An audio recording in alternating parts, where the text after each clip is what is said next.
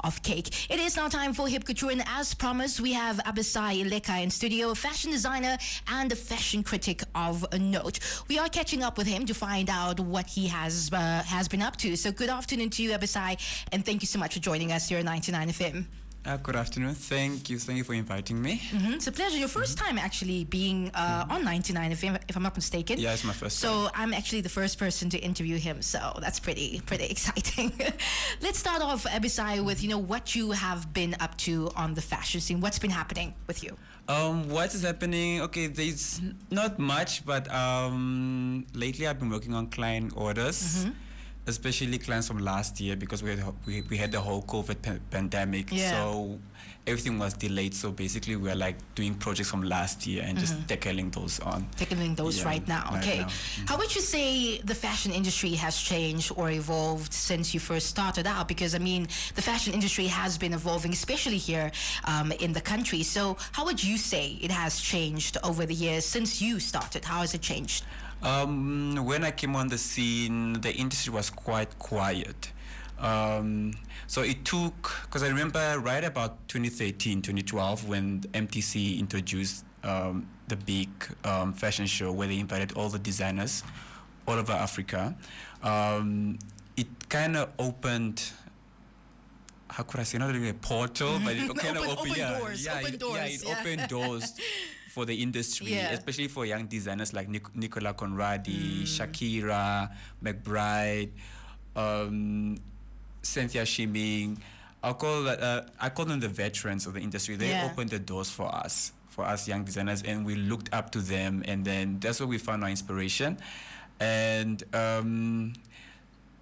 with social media like Instagram, taking when it was launched, it kind of opened a platform for us young designers to showcase our work. We thought it won't be that big, but it just like exploded. It blew up. It just blew up everything.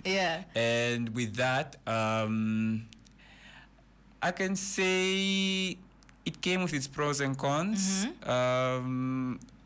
Let me say the positive thing that came out of it is the exposure to a larger audience. And the negative side, it's more of it wasn't formalized. So it was a way of trying to formalize the industry. So that's what we are looking at the moment, trying to formalize it. And I think it's definitely happening. I mean, it's building, it's becoming bigger. You have different fashion designers who do different styles coming up, and I think it's truly a beautiful thing to see. Abisai, what's the favorite thing about being, for you, the thing you love the most about being a fashion designer? Being a fashion designer, what I enjoy the most is just working with people, like especially with clients, getting to know clients, getting to know their taste. In a way, you're also studying your market also. And also working with just the creative process of creating a garment. Knowing that you're putting your blood and sweat, sleepless nights into that final garment. When you see it, it's just that, I don't know whether it's joy or you're just happy with your product. I mean, I was checking out your Instagram feed just now, and I pointed out a picture that of one of your dresses that you made, a red feathery dress. So when you do one of these garments, like, what's your mindset like before you start making a garment? Like, how do you get yourself into that mindset, knowing, okay, fine, this is for a client, it needs to be perfect? How do you get there?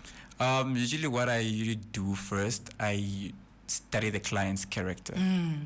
It's all about the client needs to wear the dress. The dress shouldn't wear the client.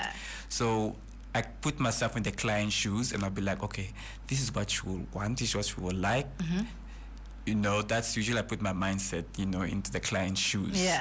And then I now come in with my creative juice. And put some spice. Just put some spice. Some spice onto it. Now, you're very much into creating classics rather than fast fashion. What do you think needs to happen in the industry for more designers to steer away from fast fashion? What do you think needs to be done for that to happen? Fast fashion, I've not really been a big fan of fast fashion because it's like you wear one item and the next day you don't want to wait anymore. It's gone.